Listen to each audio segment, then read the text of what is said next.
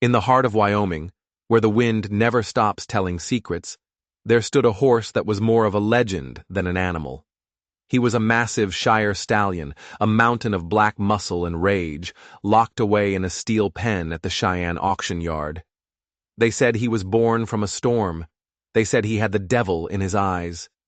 He'd broken bones, shattered reinforced gates, and been passed from ranch to ranch like a lit stick of dynamite. No one could hold him. No one could break him. By noon, one thing was brutally clear. This horse's next ride would be his last, on a one-way truck to the slaughterhouse. The auctioneer was about to call it. The gavel was raised. Then a man stepped out of the shadows. He was limping, broke, and carried the ghosts of a forgotten war in his eyes.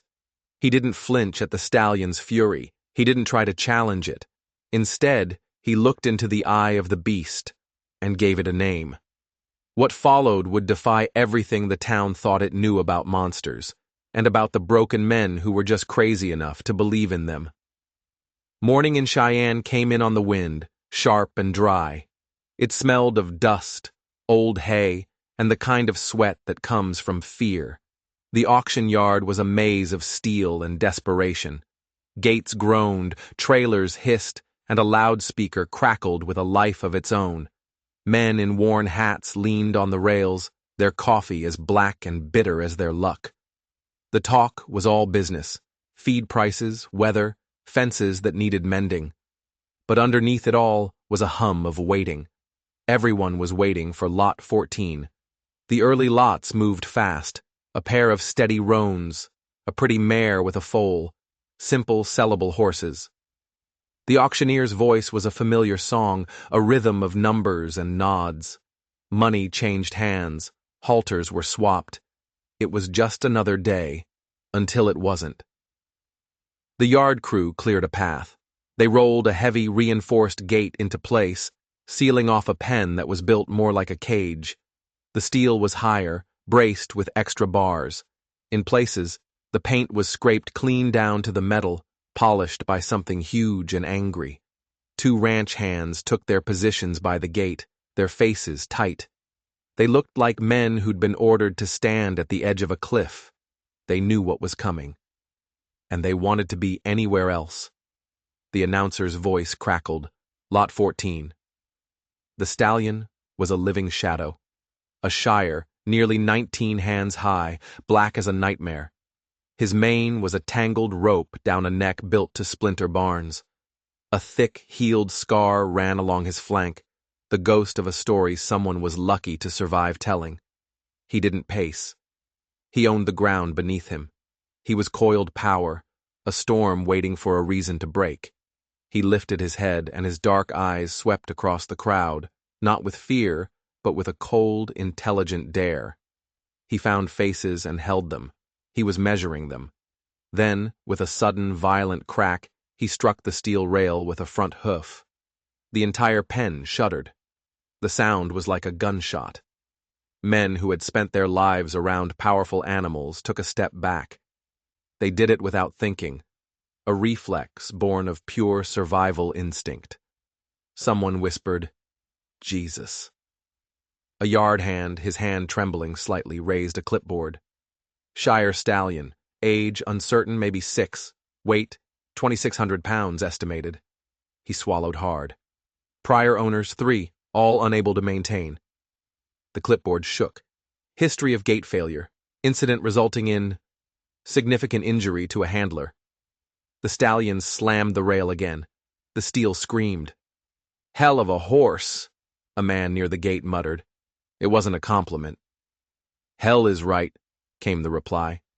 And that's when the name was born, whispered through the crowd like a contagion. The Shire Devil. Clint Rollins, the auctioneer, stepped up to the block. He was a good man, built for the land he sold things on.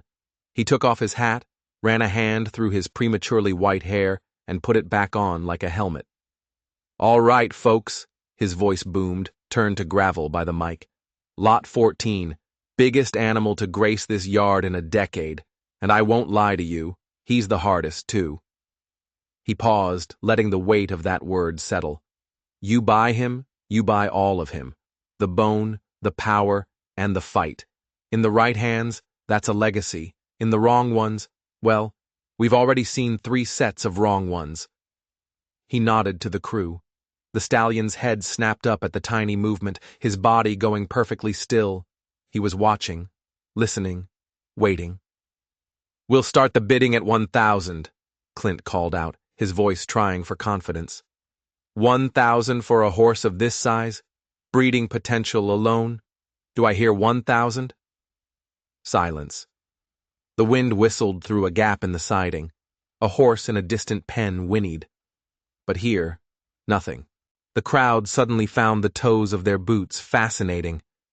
800, Clint tried, his voice a little tighter. 800, gentlemen. You won't see bone like this again. The silence was an answer. It was a solid wall of no. 600. It was getting worse. The lower the number, the more dangerous the horse seemed.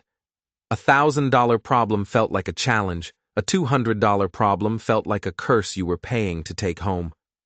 The stallion shifted his weight, the ground vibrating slightly. He struck the rail a 3rd time, a sharp, impatient reminder that the price wasn't just in dollars. It would be paid in blood and broken fences.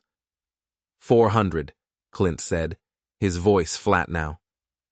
Folks, this is theft. A woman shook her head slowly. A big-time buyer, known for his cold calculations, tipped his hat down over his eyes. He was out. Everyone was out. 300. 2. Behind the block, a clerk quietly set down his pen. He reached for a different folder. It was thin, with a single, ominous word stamped on it. Kill. The stallion's ear twitched at the sound of the paper. He knew. Somehow, he knew. Anybody, Clint said, his voice tired. He wasn't selling a horse anymore. He was begging for its life. Somebody who knows what they're doing. It was over. The story was written. Except it wasn't. From the edge of the shade, a man took a single step forward. He wasn't much to look at. 30s, maybe. Jeans worn thin at the knees, a field jacket that had seen better decades. He had a beard that wasn't quite a beard, and a limp he carried like an old, unwanted companion. You could see the way he favored one leg, then forced himself not to, as if he hated admitting any weakness. His eyes were the only thing remarkable about him.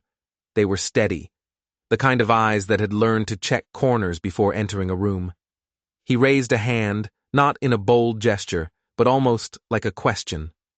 150, he said. The voice was quiet, but it cut through the silence like a knife. Every head in the yard turned. It was like they were all connected by a single string. The stallion's ears flicked forward, zeroing in, not on the man, but on the sudden shift in the air around him. The collective gasp. Clint squinted, trying to find the source of the bid. "Sir," he said, his voice surprisingly gentle. You know what you're bidding on here?" "I do," the man said. He didn't look at the crowd. He didn't look at the auctioneer. He was looking only at the horse. And the horse was looking back. The whispers started immediately. "He's insane. That horse will kill him before the week is out. He must have a death wish." Clint cleared his throat. "What's your name, son?" "Ethan.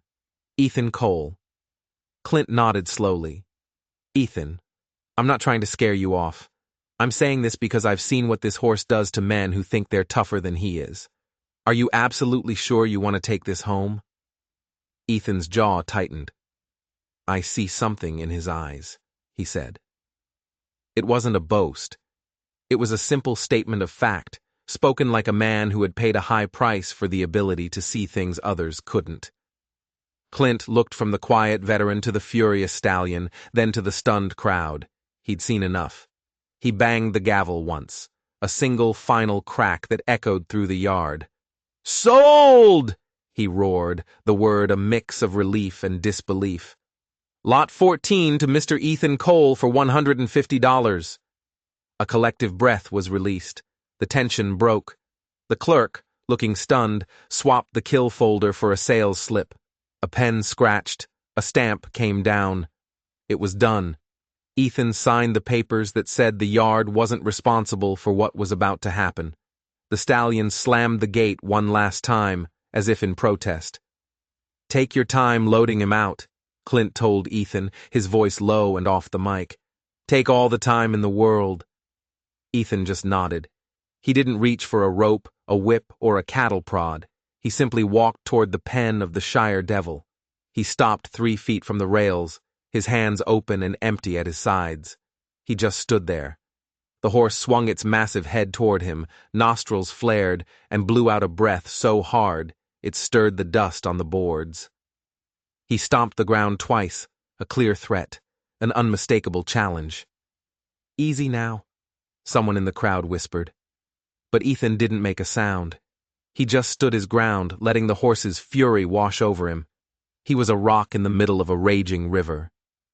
The stallion's ears swiveled, trying to understand. Seconds stretched into an eternity. Then, the horse did something no one had ever seen it do before. He shifted his head, just a fraction of an inch, not in aggression, not in submission. He turned it just enough to look at this strange, quiet man with both eyes at once. A look of pure, focused calculation. It was almost nothing. A tiny flicker in a storm of violence. But in that yard, on that day, it was everything. The horse came home in a trailer that groaned and shuddered with every mile. The driver, a man who'd seen it all, kept his eyes glued to the road. "Sign here," he said, pushing a clipboard through the window as they reached Ethan's long, dusty driveway. "Alive on delivery. After that, he's your problem." From inside the trailer, a deafening bang echoed as the stallion threw his weight against the divider. The whole truck shook. "You got help getting him out?" the driver asked, his eyes scanning Ethan's patched-up fences and lonely shed. "I'll manage," Ethan said. The driver chewed on his lip. "Fella at the yard said this one eats gates for breakfast. Watch your legs. They don't grow back."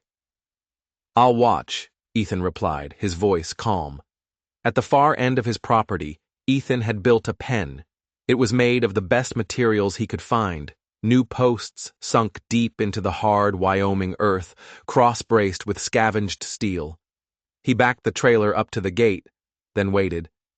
He just stood there for a long minute, letting the horse hear the silence of his new home.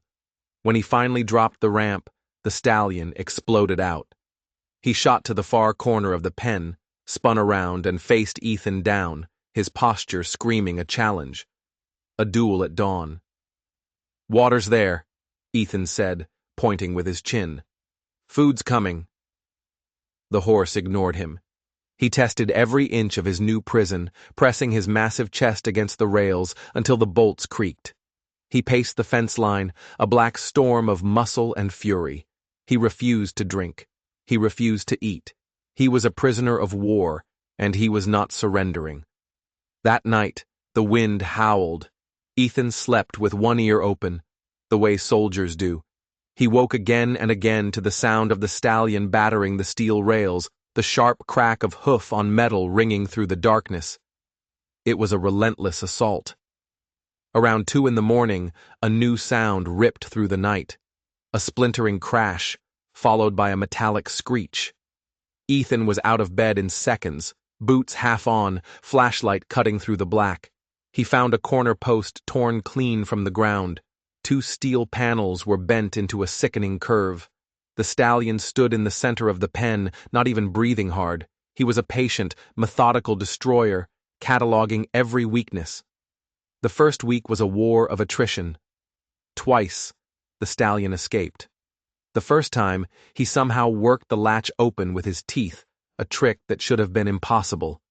Ethan spent hours tracking him across the open range, his heart pounding with the terrifying knowledge that one wrong move could send the horse onto the highway. The second time, he simply cleared a 5-foot rail, an act of raw power that defied belief. Both times, the horse let Ethan approach and guide him back, not with trust, but with a kind of snorting contempt. He was showing Ethan that the cage only held him because he allowed it. By the end of the week, Ethan leaned his forehead against a post, the cold steel a small comfort. He was exhausted, his body aching, his resources dwindling. The word mistake hung in the air, unspoken but heavy as a stone. He had to do something different. He moved the stallion to the most isolated corner of his land, behind a small hill where the world was quiet. He built a new pen, this time with posts sunk so deep he hit solid clay. He used salvaged railroad ties for bracing. The gate was secured with not one, but two heavy chains and a carabiner designed for mountaineering. This was no longer a pen. It was a fortress. Food and water were now pushed through a small gap at the bottom of the rails. An offering slid under a cell door. "This isn't forever," Ethan told the horse, his voice low. "Just until we understand each other." The stallion flattened his ears and blew a derisive snort. He grabbed a mouthful of hay, flung it into the dirt, then reluctantly began to eat. As Ethan walked away, he could feel the horse's eyes on his back, a cold, calculating stare that missed nothing. On the fourth morning, a pickup truck rattled up the driveway. A woman got out, moving with the easy confidence of someone who spent her life around unpredictable animals. Maggie Torres, the best vet in the county. "You're Ethan," she said, shaking his hand firmly. "Clint called. Said you bought yourself a Category 5 Hurricane." "Something like that," Ethan admitted. She observed the stallion from a safe distance, her eyes sharp and analytical. "Body looks good," she said quietly. "Too good. He's either tougher than nails or he's learned to hide his pain. That's a problem." The horse saw her watching and deliberately turned his shoulder to her, the ultimate equine insult. "Can you get close to him?" Ethan asked. "Not without a fight we don't need," she said, "and I won't tranquilize him just to poke around. His eyes tell me enough." "What do they tell you?" Maggie sighed. "That people have been the problem, and the solution hasn't arrived yet." She watched him for another 10 minutes, assessing his breathing, his gait, his posture. "He's sound," she finally announced. "Physically, he's a perfect specimen. The damage is in his head, and there's no x-ray for that." "So, what do I do?" Ethan asked, the question raw with desperation. "Time," she said, her gaze unwavering. "And consistency. Don't go in there trying to prove you're the boss. Don't go in there expecting a miracle. Just be there. Water when it's time to water. Feed when it's time to feed. Let him be the one to decide you're not a threat." Her words were simple. The execution felt impossible. The warnings didn't stop there. A few days later, another truck arrived. This one belonged to Hank Morrison, a hard-faced rancher who had owned the stallion for 21 miserable days the previous year. "I thought you were smarter than this," Hank said, skipping the pleasantries. He leaned on the fence, his face a mask of bitter memory. "You had him," Ethan stated. "Had him like you have a rattlesnake in your sleeping bag," Hank spat. "It's just a matter of time before it bites. That thing," he jerked his chin toward the pen, "will put you in the ground before he ever trusts you. Ask me how I know." "How do you know?" Hank's eyes narrowed. 3 cracked ribs, a dislocated shoulder, and a good ranch hand who quit on the spot and never came back. I'm not telling you this to brag. I'm telling you to sell him to the meat man before your pride gets you killed. He didn't wait for a reply. He got in his truck and drove away, leaving a cloud of dust and doubt behind him. That evening, Ethan sat on his porch, a deep, bone-weary exhaustion settling over him. The sun bled out across the horizon. From the far pen he could hear the stallion pacing, a steady, relentless rhythm of hoof on packed earth. $150, 2 destroyed pens, 3 dire warnings. The numbers were stacking up against him. But then he remembered that moment at the auction, that tiny, almost imperceptible shift when the horse had looked at him, not with rage, but with a flicker of something else. Curiosity? Recognition? It was insane to hang his hope on something so small, but hope was all he had left. He thought about the clerk reaching for the kill folder. He thought about how easily the story could have ended right there. How many times his own story had almost ended. He spoke the words into the growing darkness, a vow to himself and to the wind. I'm not quitting on you. From the far end of the property, a horse blew out a long, slow breath. It wasn't a challenge. It wasn't a threat. It was just a sound in the night, almost like an answer. The sun came up clean and sharp, painting a thin line of gold on every fence post. The wind had finally settled, leaving the air still and smelling of sage. Ethan filled a bucket at the spigot, the cold metal handle a familiar weight in his palm. He walked to the far pen with a quiet, deliberate pace, his boots making almost no sound on the gravel. He was learning to move like a man who didn't want to startle the world. The stallion stood in the back corner, a black silhouette against the pale morning sky. He watched Ethan's approach, his body tense, ready to explode. Ethan slid the bucket through the gap at the bottom of the rails, the same as every other morning. But this time, he did something different. He didn't leave. He walked over to a large chunk of cottonwood he'd dragged there a few days ago and sat down. He rested his elbows on his knees and let the sun warm his back, his posture relaxed, non-threatening. He simply existed. The stallion watched him, every muscle coiled. His ears were a radar system, one locked on Ethan, the other sweeping the horizon for threats. He was an animal making 1,000 calculations a second. If the man charges, I run. If the man corners me, I fight. But the man was just sitting there. He was breaking all the rules, and the horse didn't know what to do. Minutes stretched out, thick with unspoken tension. Ethan watched the shadow of the fence creep across the dirt, a slow-motion clock. He let the silence do the work, letting it chip away at the horse's wall of fear. When he finally spoke, his voice was as quiet as the breeze. I know what it's like, he said, the words feeling strange and true in his mouth. To be trapped inside your own anger. The stallion's ears pricked forward, both of them. He was listening. Ethan kept his eyes on the horizon. I know what it's like to live with it for so long. You forget who you were before it. You start to think the anger is all you are.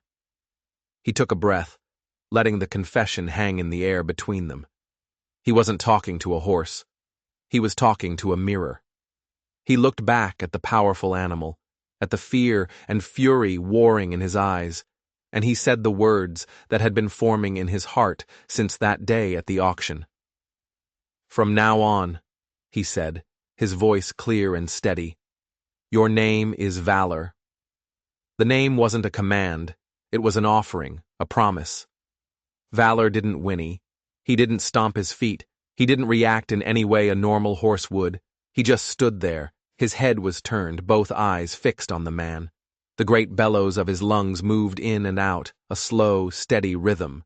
The tension in his shoulders seemed to ease, just a fraction. After a long, silent minute, he tilted his head, a tiny, almost imperceptible gesture that made his forelock slide across his face. It was a question. A crack appeared in the armor. Ethan felt a knot in his own chest loosen, a muscle he hadn't realized he'd been holding tight for years. He didn't smile. He didn't move. He didn't want to break the spell. A name was a powerful thing. In the war, a name was what separated a soldier from a statistic. It was a reminder of who you were supposed to be, especially on the days you felt like you were nothing. Valor. It wasn't a description of what the horse was. It was a reminder of what he could be. Ethan stood up slowly, giving the horse plenty of time to see his intention. He backed away, step by careful step, picked up the empty feed bucket, and walked toward the house. He fought the overwhelming urge to look back, but at the edge of the pen, he risked a single glance. The big black horse was still standing in the same spot, watching him go. and in his eyes, for the first time, the raging fire had been replaced by a single, flickering ember of curiosity. That night, Ethan sat in his quiet kitchen as the light faded. From the far end of his property, he heard a sound float up on the evening air. The simple, contented sigh of a horse settling in for the night. It was the sound of a beginning. The days that followed fell into a new rhythm, one measured not in repairs, but in patience. Ethan did not enter the pen. He did not bring a rope. He did not ask for anything. Twice a day, he brought food and water. He slid the buckets through the gap, and then he would sit on his cottonwood stump. He became a part of the landscape, as predictable as the sunrise. He let his presence become a promise. I am here, and I will not hurt you. On the 5th day, a small victory. As Ethan approached, Valor did not turn his back. He stood his ground, facing him, a concession, a sign that he was rewriting the rules of his world. On the 10th day, something bigger.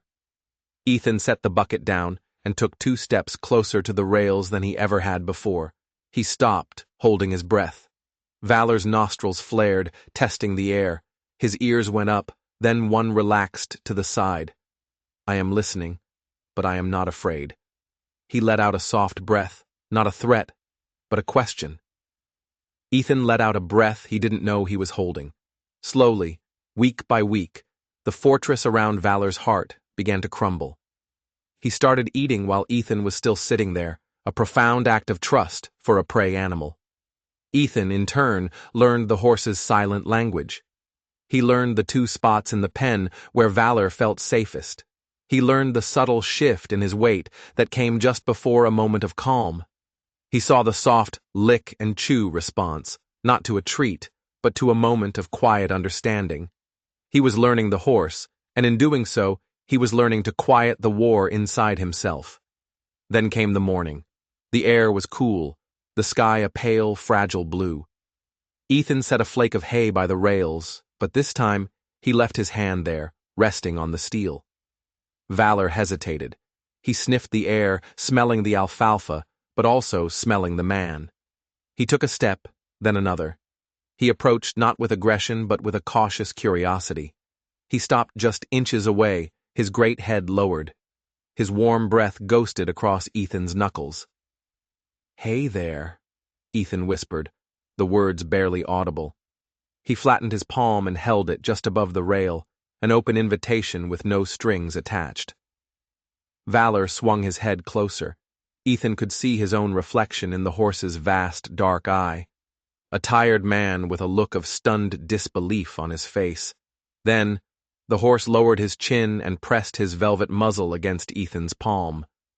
The whiskers were coarse, the touch impossibly gentle. Ethan fought the urge to pull back. He let his fingers curl slightly, resting them against the side of the horse's powerful neck. He could feel the warmth, the life, the sheer magnificent power held in check. A single muscle rippled under his touch. It wasn't a flinch, it was an answer. Ethan could feel a pulse, slow and steady, that seemed to belong to both of them at once. 2 broken hearts, beating in the same rhythm. He took his hand away first, a deliberate choice. He wanted the horse to know that the end of the contact would be just as gentle as the beginning. He was giving the power back. "Good," he breathed. As if on cue, the crunch of tires sounded on the gravel driveway. It was Sam Walker, the livestock hauler, a man who thought he'd seen everything. He'd probably come to see the wreckage, to get the story of how that crazy veteran had finally gotten himself killed. He cut the engine and stared, his arm frozen on the steering wheel. He was looking at a ghost, a human hand, resting on the neck of the Shire Devil. "Holy hell," Sam whispered to his empty truck. He got out slowly, walking halfway down the slope, keeping a respectful distance. I never thought I'd see that," he called out, his voice thick with awe. "I've never seen him let anyone get that close without trying to tear their head off." Ethan didn't look away from the horse. "He's just learning a new story." "Well, I'll be," Sam said, shaking his head. I wouldn't have bet a single dollar on you, Cole. A rare smile touched Ethan's lips. Good, he said, because I might have needed to borrow it. Maggie, the vet, came out later that week. She stood with her hands in her pockets, observing in silence for a full minute. The whites of his eyes are gone, she said finally, her voice filled with professional wonder. Look at that. His whole posture has changed. He's not braced for a fight anymore. He's carrying himself like he chose to be here. He did, Ethan said simply. Maggie looked from the calm giant to the quiet man. He's mapping you into his world, she explained. You're no longer in the threat category. You're in the familiar category. That's the soil where trust grows, Ethan, if it's going to grow at all. A lump formed in Ethan's throat. Feels like a harvest I didn't earn. Maggie gave him a sharp, kind look. Horses don't care what you deserve, she said. They're just good at math. He's subtracted all the fear people threw at him, and he's finally seeing what's left. What was left was a chance. The progress was slow, a delicate dance of advance and retreat. Some days Valor would meet him at the gate, offering his head for a touch. Other days he would stand far off, watching, and Ethan respected that choice too. He introduced new things slowly. The sight of a halter looped over his own shoulder, the sound of a brush against the wooden rails, the feel of a lead rope gently tapping his own leg. One afternoon, a sudden squall blew in, the thunder cracking like a whip. Valor's training shattered. He went wild, thundering around the perimeter of the pen, his eyes white with the old terror. The devil was back. But Ethan didn't shout. He didn't run. He just backed away from the gate, making himself small against the storm, and waited. He waited for the horse to see that nothing was chasing him. And as the storm passed, Valor slowed, his sides heaving, his panic receding. He had faced his fear, and the man hadn't been a part of it. It was another brick laid on the foundation of trust. Then came the day. The air smelled of rain that wouldn't fall. Ethan brought the halter. He offered it slowly, letting Valor sniff the worn leather. He slipped the noseband on, then off. On, then off. A question, not a demand. The third time he lifted the crown strap over Valor's pole, his hand hovering, giving the horse every chance to say no. But Valor stood rock steady. His eyes were calm and focused. Ethan gently lowered the strap and buckled it. It was done. The impossible had happened. From the driveway, Sam's truck idled. He'd brought coffee this time, as if to pretend this was just a normal morning visit. He watched as Ethan put a gentle hand on the halter and asked the horse to take a single step to the left. Valor complied. A step to the right. He complied. They stood together, man and horse, two survivors on a quiet piece of land. Bless my soul, Sam said into his coffee cup. Look at that. Ethan ran a hand down Valor's powerful neck. Every day, he said, his voice thick with emotion. He gives me a piece of trust I didn't earn. Sam shook his head, a slow smile spreading across his face. Or maybe, Ethan, he said. He's finally giving you exactly what you did. The sky had been a sick, bruised gray all afternoon. By evening, the clouds hung so low you could feel their suffocating weight. Lightning spiderwebbed across the horizon, silent and ominous. By 9 o'clock, the wind was a living thing, a predator circling the small house, testing every window, rattling the stovepipe like a drum. This was no ordinary storm. This was Wyoming's fury unleashed. Ethan sat at his kitchen table, boots still on, listening. A lifetime of survival had taught him to recognize the moment when things tipped from bad to worse. He felt it in his bones. Something was wrong. He grabbed his heavy coat and flashlight and stepped out into the gale. The air was electric, charged with ozone. Out at the far pen, Valor was already a storm himself. He was pacing frantically, his head high, tail lashing. The wind was tearing at his shelter, a small lean-to built against the fence. "Easy, boy," Ethan shouted, but the wind snatched the words from his mouth and hurled them into the darkness. It happened in an instant. A vicious gust of wind, a sideways hammer blow, caught the lean-to perfectly. With a sound of nails screaming out of wood, the roof tore off and cartwheeled into the night. The wall buckled, hesitated, and then exploded outward. A wave of splintered timber and twisted metal shot across the pen. The fence was gone. Ethan was running toward the chaos when a heavy roof beam, thick as a railroad tie, was flung through the air like a javelin. He saw it for a split second in his flashlight beam before it slammed into his leg. The impact was brutal. His leg folded beneath him, and he went down hard into the mud, a blinding flash of white-hot pain shooting up his thigh. He cried out, but the storm swallowed the sound. He was pinned. The heavy beam lay across both his legs, trapping him. He looked up through the driving rain and saw Valor's black shape in the wreckage. The fence was obliterated. The path to freedom was wide open. Any horse, especially a horse with his history, would be gone in a heartbeat. Run for the horizon, run from the noise and the fear. And for a second, he did. Valor bolted into the open gap. He was free. "Go!" Ethan gasped, the word a mix of despair and relief. But he didn't go. 50 feet out, the massive shadow stopped. It turned. 2 quick, stomping steps in the mud, and then it was charging back. Not at the open prairie, at him. Valor came in low and fast, a black locomotive of pure power, his breath blasting hot in the cold air. He skidded to a halt over Ethan, his hooves planting wide in the mud, caging him in. For a terrifying second, Ethan saw the old devil in his eyes.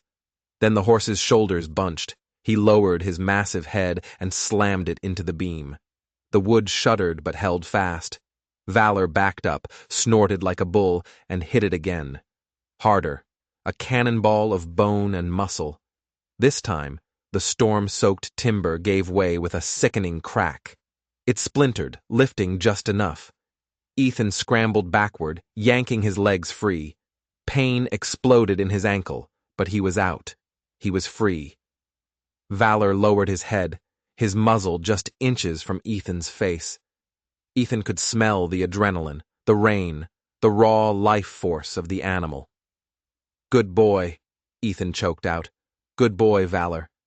The rain was a deluge now, driven sideways by a wind that threatened to tear him from his feet. Every attempt to stand sent daggers of pain up his leg. He had to find shelter. He stumbled toward the main barn, leaning on what was left of the fence, and Valor stayed with him.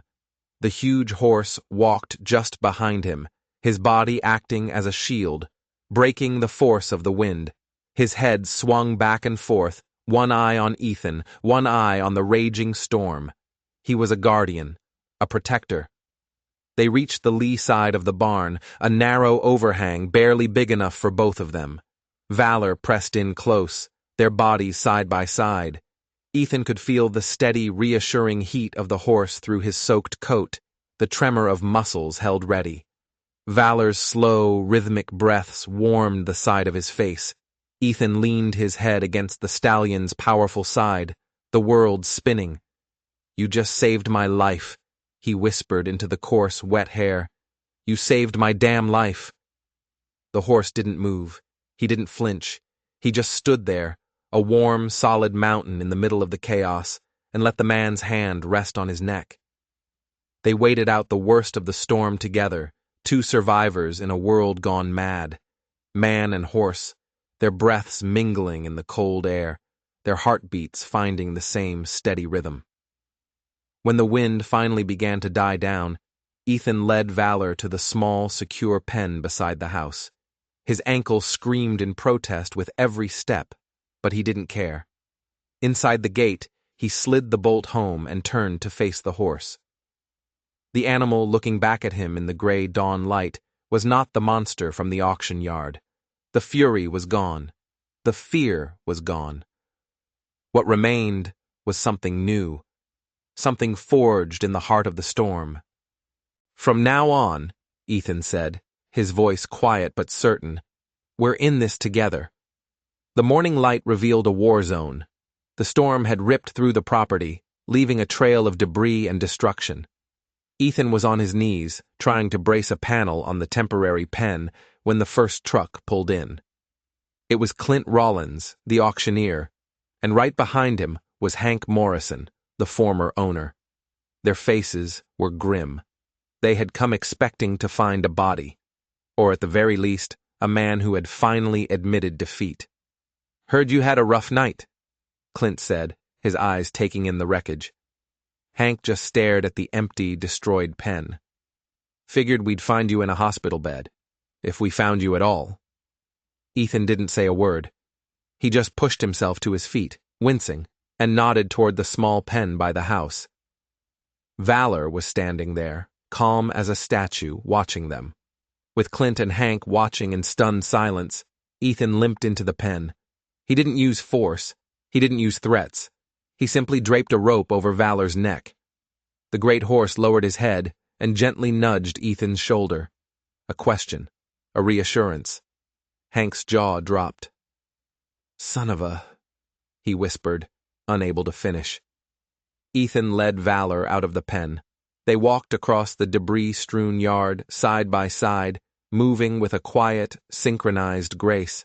The horse carefully picked his way around splintered boards and sharp metal, never pulling on the rope, his steps matching the man's pained limp.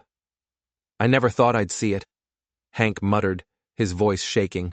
That horse wouldn't let a man breathe in his direction before.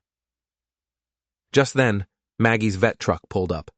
She took in the entire scene in one quick, professional glance. The shredded pen, the exhausted man, the impossibly calm horse. She walked a slow circle around Valor, her eyes missing nothing.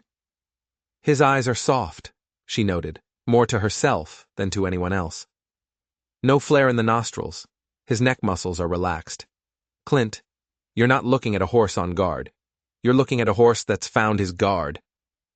Clint folded his arms, his face a mask of confusion. So, what happened here, Doc?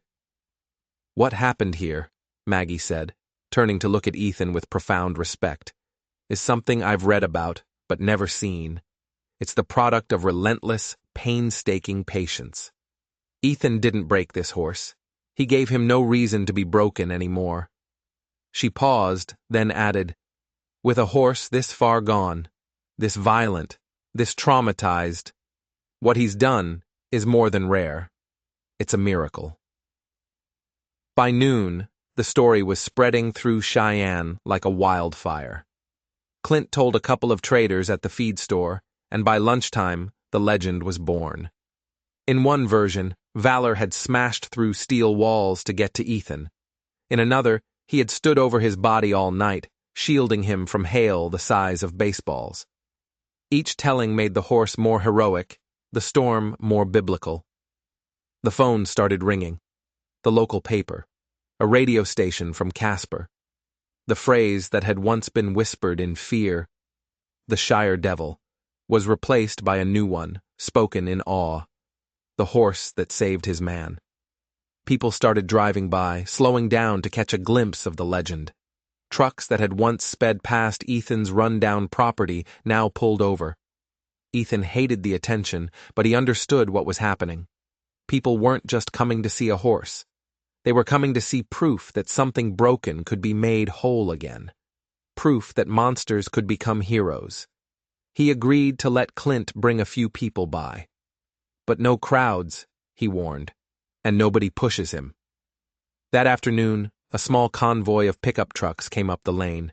Men who had mocked him, who had called him a fool, now stood in silent reverence. They watched as Ethan brushed Valor's coat, as the huge horse rested his head on the man's shoulder. They came looking for a monster. They found a partnership.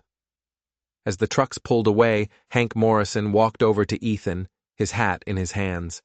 There was a look on his face Ethan had never seen before, humility. I was wrong, Hank said, his voice rough. I saw a beast. You saw a soul. Ethan just nodded. He stood for a long time in the yard, watching Valor graze peacefully. The stallion lifted his head and looked at him, his dark eyes soft in the afternoon light. "We got through it, boy," Ethan said quietly. The horse went back to his grass, his tail swishing gently in the breeze. The storm had passed. But in the quiet space between man and horse, something unbreakable had settled in to stay. The summer that followed was long and hot. The story of the storm settled into the town's folklore, and the sight of Ethan and Valor became a part of the landscape. You'd see them out on the frontage roads, the man walking with his steady limp, the huge black horse following a step behind with no rope needed. They moved together, a single silent silhouette against the vast Wyoming sky.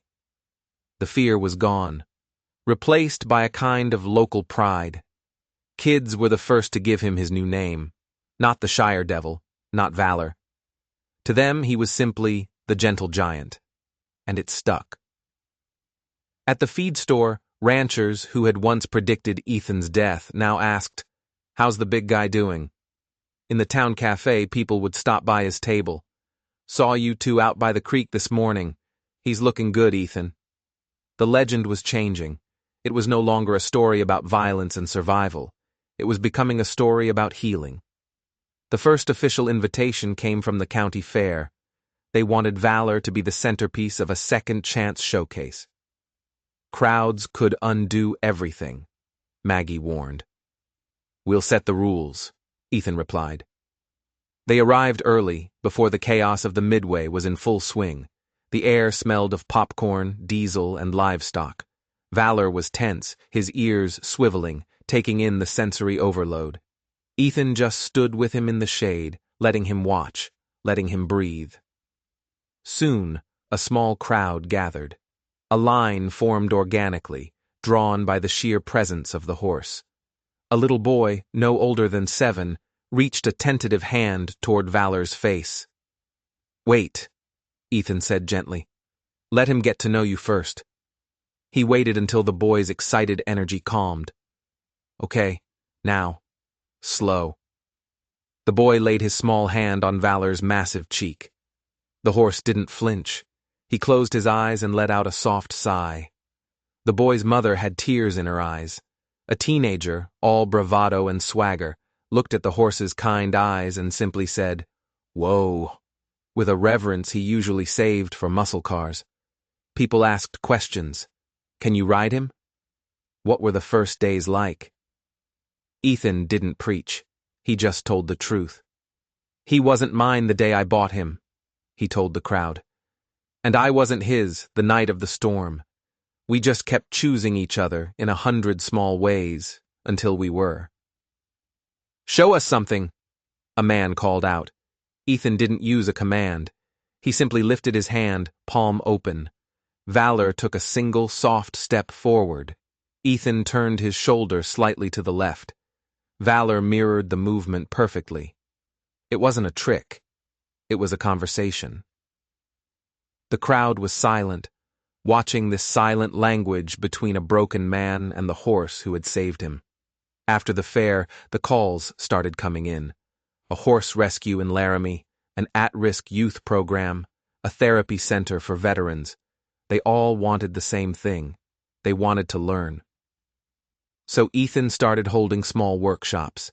He never called himself a trainer, he just showed them what he did. "You start by taking away the fear," he explained to a group of nervous handlers. "You give them a choice. You give them a way out. Trust isn't something you take, it's something you're given, and you have to be worthy of it." He worked with a troubled Mustang, a horse that had kicked its way through 3 owners.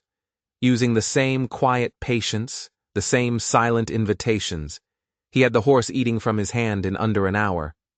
A woman in the group started to cry. "The first month will feel like you're doing nothing," he told them. "If it feels like nothing is happening, you're probably doing it right." The most surprising invitation came from the local elementary school. He brought Valor onto the blacktop playground. The 4th grade class sat in a wide circle, their eyes like saucers. "Does he get scared?" a little boy asked. "All the time," Ethan answered honestly. He's just learned what to do with it. Same as us. He touched his own chest. Is he the biggest horse in the world? A little girl asked. Not even close, Ethan said with a smile. He let the quietest kids come forward. Don't sneak up, he instructed. Let him see you coming. Be honest about where you are. A small boy in a Broncos sweatshirt stood before the gentle giant, and Valor lowered his head until their foreheads were almost touching. The boy just stood there, his hand on the horse's face, his expression one of pure wonder. Later, as the teachers talked to the class about what it means to get a second chance, Ethan stood by the fence, Valor's lead rope slack in his hand. He listened as the kids translated the lesson into their own lives. The new kid at school, the dog they adopted from the shelter, the argument they had with their best friend. On the way out, a little girl reached up and stroked Valor's nose. The big horse blew a soft puff of air that lifted her hair, and she giggled. For a moment, it felt like the whole world understood how to be gentle. The town's final official verdict came that fall, at a community fundraiser. Clint Rollins, the auctioneer, took the stage. He was wearing the same hat he'd worn the day he sold Lot 14 for a pittance. I stood on this stage a little over a year ago, he said, his voice echoing in the quiet hall. And I sold the hardest, most dangerous horse I have ever seen in my life. I told the truth. He was a killer. He let that sink in. But I said something else, too. I said that in the right hands, he could be something special. I'll be honest with you. I didn't believe it when I said it. He paused, and his eyes found Ethan standing in the back of the room. I believe it now, he said, his voice thick with emotion. He lifted his chin in a salute. That horse is a lot of things, but for this town, he's become our horse of hope. The room erupted in applause. It wasn't just for the horse. It was for the man who had refused to give up. It was for the idea that the most broken things can become the most beautiful. Afterward, men slapped Ethan on the back. They admitted they'd been wrong. He just said thank you and went home early. The noise and the praise were not what he was after. The real reward was quieter. It was the cold morning rides when Valor's breath plumed in the air. It was the easy way the horse followed him along the fence line, a loyal shadow. It was the evenings when the sky turned a soft, bruised purple, and the two of them would stand together, their long shadows stretching out behind them, and simply watch the world go quiet. One afternoon, as spring was whispering its return, Ethan sat on his porch steps. Valor was grazing peacefully 50 yards away. He thought back to that first day, the clanging steel, the smell of fear, the cold certainty that the horse was doomed. He thought of the storm, the searing pain in his leg, and the impossible, life-saving warmth of the horse's breath on his cheek. People in town used words like miracle and redemption. But for Ethan, it was simpler than that. It was work. It was time. And it was the stunning grace of finding another soul who understood your scars without ever having to ask where they came from. The real change wasn't just in the horse. It was in him. The war inside his own head had finally gone quiet. He was no longer just a survivor. He was a man who knew how to heal. At the sound of Ethan's boots on the gravel, Valor's head came up. He turned his great body and began to walk toward the fence, not out of duty, but like a friend ambling over for a chat. Ethan met him there. "Hey, boy," he said. Valor blew out a soft breath and rested his muzzle on the back of Ethan's hand. He just left it there, a simple, profound statement of belonging. That evening they went for a ride. No destination, no goal, just the easy rhythm of 4 hooves on soft earth. The leather of the saddle creaked, a comfortable, honest sound. They crested a small hill that overlooked the entire valley. The world spread out before them, peaceful and vast. Ethan let the reins go slack. Control was an illusion. Trust was the only thing that was real. A thought rose in him, clear and undeniable. "Not everyone gets a reason to keep going," he said, his voice low in the fading light. "You and me, Valor. We got each other." The horse shook his magnificent mane, a small thunder of hair, and blew out a long breath that sounded like agreement. When they returned to the barn, there was no grand finale. He unsaddled the horse. He turned him loose in the pasture. Valor didn't run off. He took 2 steps and began to graze, content and at peace. That was the miracle, the ordinary, beautiful peace of it all. Ethan sat on the top rail of the fence and watched the big black shape move through the twilight. The town had its story, its symbol of hope. But what he had was better. It was the quiet certainty of knowing he was not alone. It was the silent promise of another sunrise, another day of work, another evening spent in the company of a friend who had walked out of the darkness with him. Later that night, he lay in bed, the window open to the cool night air. Just before he fell asleep, he heard it. The sound of a horse, blowing softly in the dark. A sound of contentment. A sound of home. And for the first time in a very long time, Ethan Cole smiled in his sleep. Thank you for staying with us for this incredible journey. The bond between a human and an animal can be one of the most powerful forces on Earth. What was your favorite part of Ethan and Valor's story? Share your thoughts in the comments below. We love to hear from you. If this story moved you, please give it a like, share it with someone who needs it, and make sure you subscribe to our channel for more stories that touch the heart. Don't forget to hit that notification bell so you never miss an update. Your support means the world to us and allows us to keep bringing these stories to you. Until next time.